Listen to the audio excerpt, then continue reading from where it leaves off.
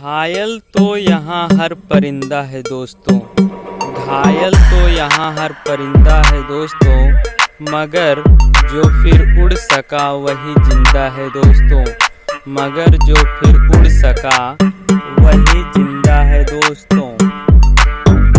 परिंदों को मंजिल मिलेगी, परिंदों को मंजिल मिलेगी, यकीनन ये फैले हुए उनके पंख बोलते हैं।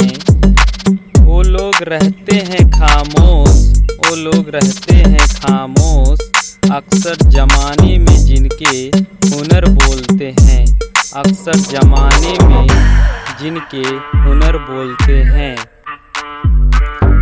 खोल दे पंख मेरा कहता है परिंदा, खोल दे पंख मेरा कहता है परिंदा, अभी उड़ान बाकी है, जमीन नहीं मंजिल मेरी, अभी पूरा आसमान बाकी है, जमीन नहीं है मंजिल मेरी, अभी पूरा आसमान बाकी है।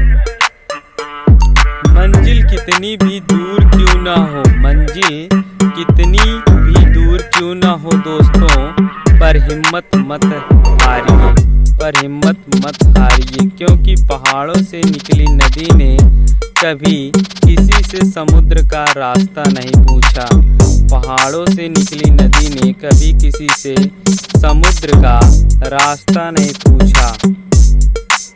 तो दोस्तों, अगर हमारा मोटिवेशनल स्पीच आपको अच्छा लगा, लाइक करो, शेयर करो, चैनल को सब्सक्राइब करो।